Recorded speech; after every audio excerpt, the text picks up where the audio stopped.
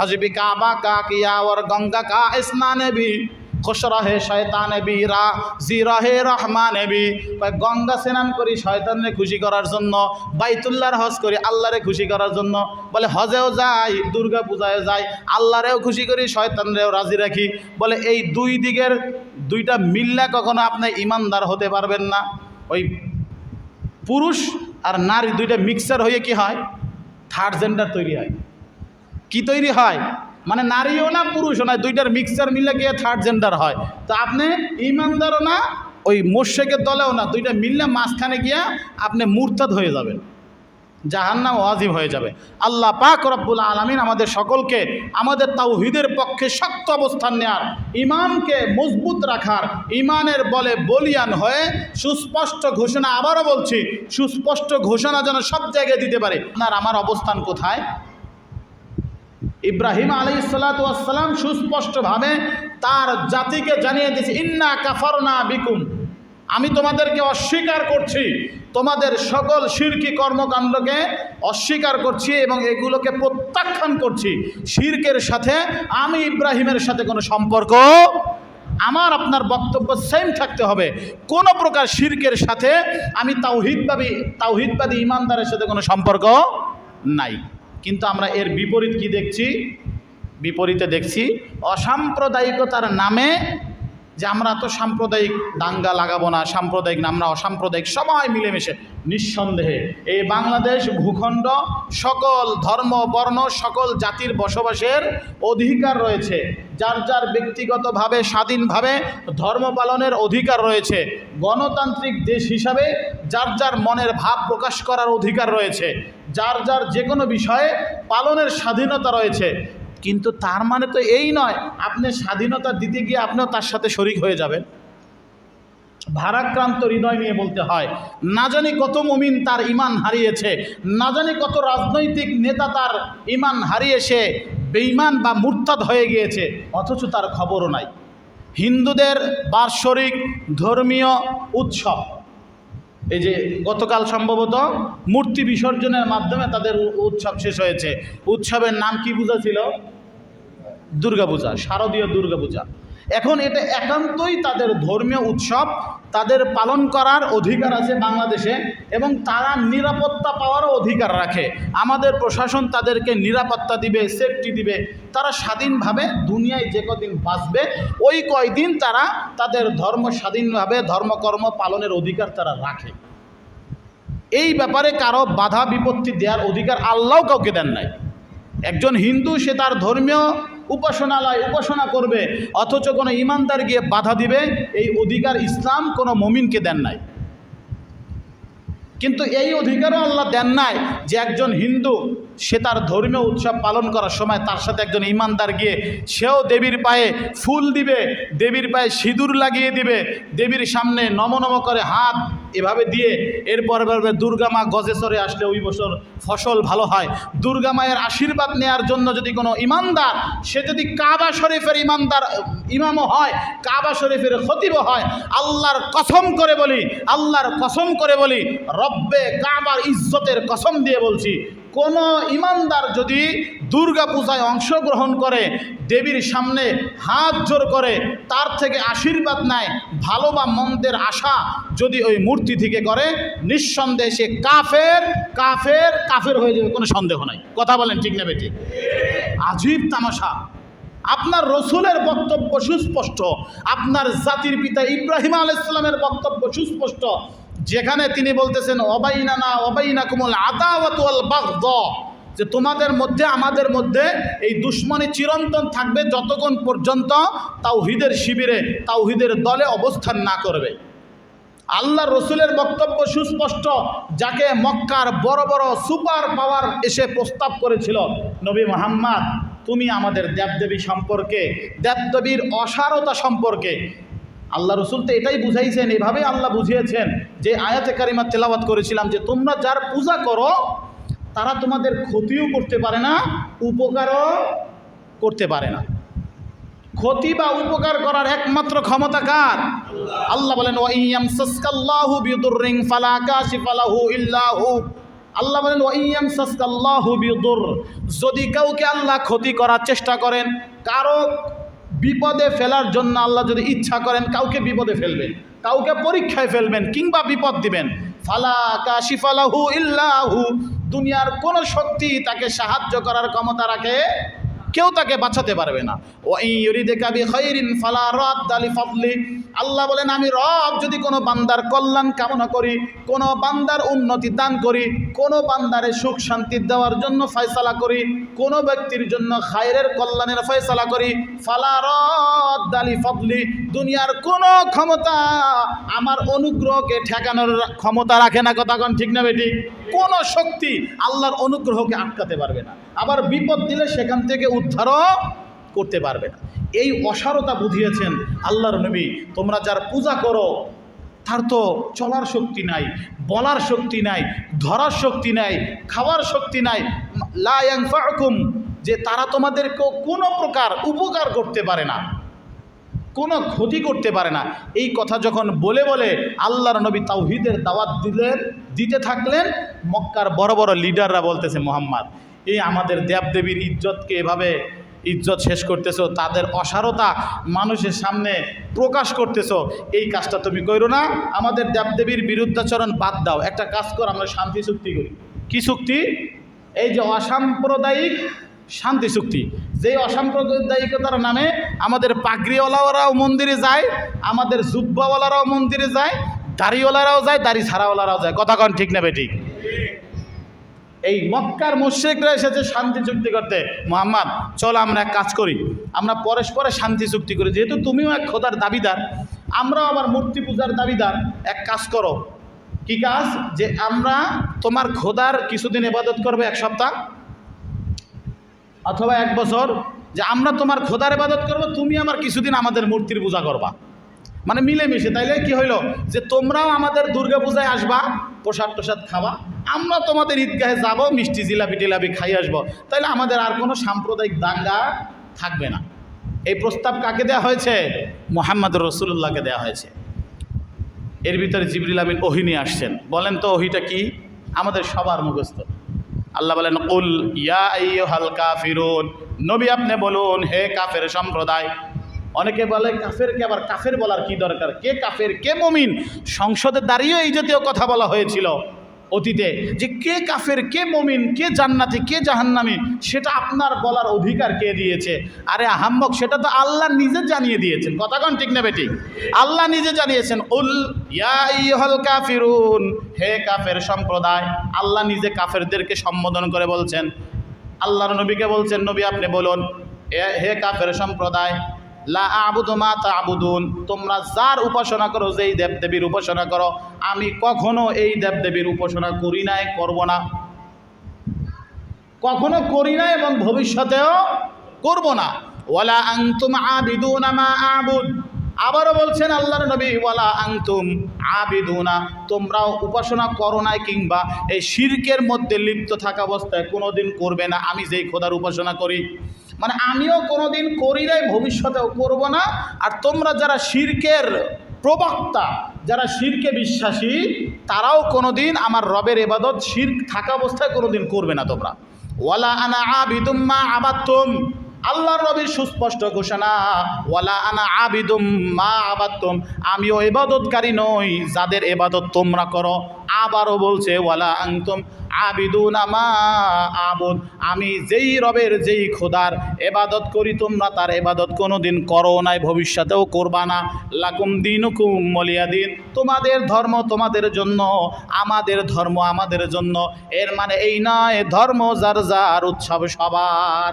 কোথাকার লাকুম দীনুকুম ওয়ালিয়া দীন মানে ধর্ম যার যার, উৎসব সবার। বেকুব কোথাকার! কতটুকু নির্বুদ্ধিতা থাকলে, বুদ্ধি পচা থাকলে, বুদ্ধি প্রতিবন্ধী হলে এই আয়াতের ব্যাখ্যা করে ধর্ম যার যার, উৎসব সবার। আরে ধর্মীয় উৎসব তো যেই ধর্মের মানুষ ওই ধর্মের জন্য। বলে ইসলাম যার যার, নামাজ সবার, এমনটা বলে নাকি? কথা কন না কেন? ইসলাম যার যার, নামাজ সবার, কোরবানি যার যার, গোশত সবার, বিয়া যার যার, বউ সবার, চাকরি যার যার, ইনকাম সবার, এমনটা হয়? বাড়ি যার যার, বাড়িওয়ালা সবাই, ইনকাম সবার। দোকানদার মাল সাজাইছে, দোকান যার যার, মাল আমগো সবার। এটা হয় কোনো দিন? বলে যার দোকান সে মালিক, যার উৎসব সে ওই উৎসবের আয়োজক এবং উৎসব উপভোগ করবে। ধর্মীয় উৎসবের মধ্যে কখনো অসাম্প্রদায়িকতার নামে মুসলমান কখনো কাফের মুশরিকদের অংশগ্রহণ করতে পারবে না। এটাই চূড়ান্ত বক্তব্য। লাকুম দীনুকুম ওয়ালিয়া দিন মানে হচ্ছে আমার ধর্ম আমার জন্যই পারফেক্ট, এটাকেই আমি সত্য বলে মনে করি। আমার ধর্ম আমার জন্য, ওয়ালিয়া দিন তোমার ধর্ম তোমার জন্য, আমার ধর্ম আমার জন্য। এর বক্তব্য মানে এই নয় ধর্ম যার যার উৎসব সবার। তাহলে কোরবানি যার যার, গোস্ত সবার হইতো। আপনি কোরবানি দিয়ে গোস্ত ফিরিয়ে নেন কে? সব। চাকরি যার যার, বেতন সবার দেয় কেউ? প্রিয় ভাইরা, ভুল বুঝবেন না। আপনি নিজেকে একটু নেতা বানানোর জন্য, অসাম্প্রদায়িক বানানোর জন্য আপনি পাগড়ি পরে মন্দিরে চলে যান। বেকুব কোথাকার, নির্বোধ কোথাকার। পাগড়ি পরে দুর্গার সামনে, দেবীর সামনে ফুল বিসর্জন দেয়। আল্লাহু আকবার, আল্লাহ লানাত এই সমস্ত পাগড়িওয়ালা, এই সমস্ত ব্যক্তিদের উপর। আরে শিরকের থেকে দূরে থাকতে হবে এমনভাবে আপনি চিন্তা করেন। একটু কমন সেন্স খাটান যুবক ভাই। আপনি ভাবছেন আমি তো পূজা করার জন্য যাই না, আমি তো দেখার জন্য গিয়েছিলাম, আমি তো দেখতে গিয়েছিলাম। একটু জিনিস কল্পনা করেন তো, আপনার মা কিংবা আপনার বোনের কেউ শ্লীলতাহানি করেছে, সম্মানহানি করতেছে, এমত অবস্থায় বলছেন আমি তো আমার মায়ের সাথে ব্যভিচারে লিপ্ত হতে যাইনি, আমি তো আমার বোনের সাথে ব্যভিচারে লিপ্ত হতে যাইনি, আমি তো কেবলমাত্র একটু উপভোগ করতে গিয়েছিলাম। কোনো যুবক, কোনো মায়ের বৈধ সন্তানকে এটার পক্ষে সহমত পোষণ করবে? আওয়াজ দিয়ে বলেন, সহমত পোষণ করবে? তো আপনার রব যে স্রষ্টা, তাকে অসম্মান করা হচ্ছে, তাকে অস্বীকার করে ৩৩ কোটি দেবতার সামনে মাথা নত করতেছে। তাদেরকে ইবাদত করার জন্য মূর্তির সামনে তারা মাথা নত করতেছে। আপনার রবের ইজ্জত নষ্ট করা হচ্ছে। আপনার রবের স্রষ্টা, তিনি যে খালিক, তিনি যে মালিক, তিনি যে রাজ্জাক, এগুলোকে অস্বীকার করে তারা মূর্তির সামনে নত শিরে মাথা নত করে আছে। আপনি এগুলো দেখতে যাচ্ছেন। আপনার মতো বেকুব আর নির্বোধ কেউ থাকতে পারে না। শারদীয় দুর্গাপূজার শুভেচ্ছা জানায়, তার মানে কি জানেন? শুভেচ্ছা তো ওই কাজে জানায় যেই কাজ ভালো কাজ। কথা কন, চুরির ব্যাপারে কেউ শুভেচ্ছা জানায়?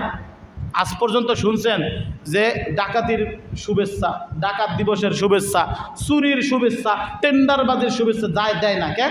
এগুলো জানে যে এগুলো তো অন্যায় কাজ, চুরি করা অন্যায় কাজ। ধর্ষণের শুভেচ্ছা কেউ দেয় কোনোদিন? কথা কন না কেন? দেয়? ধর্ষণের শুভেচ্ছা নাই, চুরির শুভেচ্ছা নাই, এরপরে ডাকাতির শুভেচ্ছা নাই, খুনের শুভেচ্ছা নাই। কেন? অন্যায় কাজের শুভেচ্ছা হতে পারে না। অথচ তারা শিরক করছে, আপনার রবকে অস্বীকার করছে, আপনার নবীকে অস্বীকার করছে, আপনার রবের নিয়ামত ভোগ করার পরেও আপনার রবের সাথে নাফরমানি করছে। আপনি এদেরকে শুভেচ্ছা দিয়ে বলতেছেন না করো করো, কামটা ভালা, তুমিও করো, আমিও তোমার লগে আছি। শুভেচ্ছা দেওয়া মানে তো সাপোর্ট করা, ঠিক না বেঠিক? অভিনন্দন জানানো মানে আমিও আপনার এই কাজের সাথে সম্পৃক্ত আছি। প্রিয় ভাইয়েরা, এই যে দুর্গাপূজা গতকাল শেষ হয়েছে, এটা সাম্প্রদায়িক বক্তব্য না, উস্কানি না, ভুল বুঝবেন না। এটা আমাদের জন্য, এই বক্তব্য হিন্দুদের জন্য না। তারা 10 দিন না, তারা 20 দিন ব্যাপী তাদের দুর্গাপূজা উদযাপন করুক, এটা অধিকার আল্লাহ দিয়েছেন। তাদের পরিণতি কী হবে সেটাও আল্লাহ দেখবেন। আমরা কিছু বলতে চাই না। তবে আমি আপনি ইমানদার, আমি আপনি যেই কালেমা পড়ে ইমানদার হয়েছি, যেই কালেমার সুতায় আবদ্ধ হয়েছি, একই কালেমা পড়ার কারণে আফ্রিকার মুসলমান আমার ভাই হয়েছে, উইগর মুসলমান আমার ভাই হয়েছে, জাপান, জার্মান, সুইজারল্যান্ড, যে কোনো দেশে কোনো একজন ইমানদার ন্যূনতম ইমান তার ভিতরে থাকলেও সে কি আমার ভাই। এই ভাই কি সূত্রে? কালেমার বন্ধনে আবদ্ধ হওয়ার সূত্রে। সেই সুবাদে আমি আপনাকে বুঝাচ্ছি, আমি আপনাকে ফিরে আসার আহ্বান জানাচ্ছি। যদি কেউ গিয়ে থাকেন, হ্যাঁ, প্রশাসনিক দায়িত্বের ক্ষেত্রে যদি কেউ গিয়ে থাকেন, এটা তার রাষ্ট্রীয় দায়িত্ব। নিরাপত্তা দেয়া এটা সরকারিভাবে সে দায়িত্ব পালন করতে গিয়েছেন। সে তো উৎসব পালনেও যায় নাই, আর মজা নেওয়ার জন্য যায় না, প্রসাদ খাওয়ার জন্য যায় না। কথা কোন ঠিক না বেঠিক? এছাড়া যারা গিয়েছেন, বিভিন্ন পাগড়িওয়ালাদের বিভিন্ন ফুটেজ দেখেছি, বিভিন্ন রাজনৈতিক দলের নেতৃবৃন্দ, নেতা নেত্রী সবাই মিলা দুর্গার পায়ে ফুল দেয়, আবার বলে আল্লাহু আকবার। এই কথাগুলো মুখে উচ্চারণ করতেও লজ্জা লাগে। দুর্গা দেবীর আশীর্বাদ চায় একজন ইমানদার, যে নাকি এক খোদায় বিশ্বাসী, যে নাকি এই কথায় বিশ্বাসী জান্নাত জাহান্নামের স্রষ্টা আল্লাহ, আসমান জমিনের স্রষ্টা আল্লাহ, সমস্ত ভালো এবং মন্দ সব কিছু আল্লাহর পক্ষ থেকে আসে। ওই ব্যক্তিও নির্বুদ্ধিতার পরিচয় দিয়ে, বেকুবির পরিচয় দিয়ে দুর্গা মায়ের আশীর্বাদ আনার জন্য যায়। আল্লাহু আকবার, আল্লাহর পানা। এই জন্য যদি কেউ গিয়ে থাকেন দিল থেকে তওবা পড়েন, দিল থেকে তওবা পড়েন, জীবনে যাবেন না প্রতিজ্ঞা করেন। যদি অংশগ্রহণ করে থাকেন তওবা পড়বেন, বিবাহিত হইলে হুজুর ডাকে আবার বিয়ে পড়ে নেবেন, দোহরাই নেবেন, অন্যথায় ভবিষ্যৎ অন্ধকার হয়ে যাবে, আখেরাত ধ্বংস হয়ে যাবে। প্রিয় ভাইরা, এই জন্য অসাম্প্রদায়িক জায়গা হচ্ছে জাহান্নাম, সাম্প্রদায়িক জায়গা হচ্ছে জান্নাত। দুনিয়ার বুকে অসাম্প্রদায়িকতার নামে কখনোই কোনো কাফের, বেঈমান, মুশরিক, মুরতাদ, শিরক, কুফরির সাথে কোনো ইমানদার কি করতে পারবে না, কোনো প্রকার লেয়াজু করার সুযোগ নেই। শিরক যারা করে তারা মুশরিক, তাদের কাজ তারা করবে, আমাদের কাজ আমরা করব। লাহা মা কাসাবাত ওয়ালাকুম মা কাসাবতুম, তাদের কর্মের ফলের হিসাব তারা দিবে, আমাদের কর্মের ফলের হিসাব আমরা দিব। তাই বলে শুভেচ্ছা জানানোর জন্য তাদের অনুষ্ঠানে অংশগ্রহণ করব না। বিষয়টা কি আপনাদের কাছে ক্লিয়ার হয়েছে?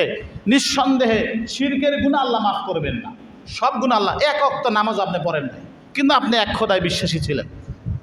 আল্লাহ চাইলে হাশরের ময়দানে সমস্ত গুনাহগুলো মাফ করে দিতে পারেন। কিন্তু যদি শিরক করে ফেলেন, শিরকের গুনাহটাকে আল্লাহ পাক এতটা অপছন্দ করেন, এতটা ঘৃণা করেন যে ওরে আল্লাহ পাক কখনোই এই শিরকের গুনাহ, হ্যাঁ খাস দিলে যদি তওবা করে কেউ ফিরে আসে তার হিসাবটা ভিন্ন। আপনি শিরকও করবেন, হ্যাঁ, বা মুসলমান কালমা গুই বা ব্রাহ্মণ রাম রাম, মুসলমান দেখলে আপনি কালেমা পড়েন, ব্রাহ্মণ দেখলে রাম রাম পড়েন। বলে এই ইমান দিয়ে, হ্যাঁ, হজবি কাবা কা কিয়া ওর গঙ্গা কা স্নানে ভি খুশ রহে শয়তানে বি রা জি রহে রহমানে বি। গঙ্গা স্নান করি শয়তানরে খুশি করার জন্য, বাইতুল্লাহর হজ করি আল্লাহরে খুশি করার জন্য। বলে হজেও যাই, দুর্গা পূজায় যাই, আল্লাহরেও খুশি করি, শয়তানরেও রাজি রাখি। বলে এই দুই দিকের দুইটা মিল্লা কখনো আপনি ইমানদার হতে পারবেন না। ওই পুরুষ আর নারী দুইটা মিক্সার হয়ে কি হয়, থার্ড জেন্ডার তৈরি হয়। কি তৈরি হয় মানে নারীও না পুরুষও না, দুইটার মিক্সার মিলে গিয়ে থার্ড জেন্ডার হয়। তো আপনি ইমানদারও না, ওই মুশরিকের দলেও না, দুইটা মিললে মাঝখানে গিয়া আপনি মুরতাদ হয়ে যাবেন, জাহান্নাম ওয়াজিব হয়ে যাবে। আল্লাহ পাক রব্বুল আলামিন আমাদের সকলকে আমাদের তাওহীদের পক্ষে শক্ত অবস্থান নেওয়ার, ঈমানকে মজবুত রাখার, ঈমানের বলে বলিয়ান হয়ে সুস্পষ্ট ঘোষণা, আবারও বলছি সুস্পষ্ট ঘোষণা যেন সব জায়গায় দিতে পারে, হ্যাঁ তোমরা তোমাদের ইবাদত করো, আমরা রাষ্ট্রীয় ক্ষমতায় আছি, আমরা নিরাপত্তা দিব, আমরা সংখ্যাগরিষ্ঠ, আমরা নিরাপত্তার ব্যবস্থা করব, সুখে শান্তিতে নিরাপদে এই বাংলাদেশে সবাই মিলেমিশে বসবাস করব।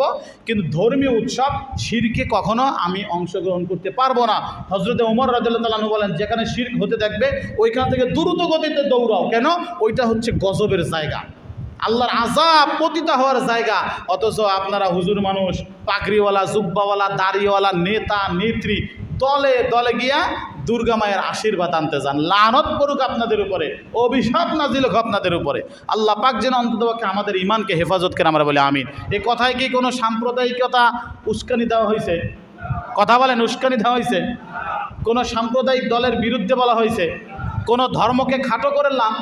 এটা আমরা যারা মুসলিম, যারা ইমানদার, যারা ইসলামের দাবিদার, আমরা আমাদেরকে সংশোধনের জন্য নসিহা করলাম। সংশোধন যাতে হয়ে যায়, আলোচনায় মানুষের বিবেচনাবোধ তৈরি হয়, ঈমান জাগ্রত হয়। এই জন্যই কথাগুলো বললাম। দুর্গা পূজার খারাপই নিয়ে আলোচনা করলাম না, এই জন্য যেটা এটা অন্য ধর্মের ধর্মীয় উৎসব, এটা তারা তাদের মতো পালন করুক। তাদের শাস্তি যেটা ইন্না আতাদনা লিয-যালিমিনা নারা, আল্লাহ বলেছেন তাদের শাস্তি জাহান্নামে হবে, সেটার ফয়সালা আল্লাহ করবে। অন্ততপক্ষে আমরা যেন আমাদের ঈমানকে হেফাজত করতে পারি, আল্লাহ তৌফিক দান করেন, আমিন। ওয়া আখিরু দাওয়ানা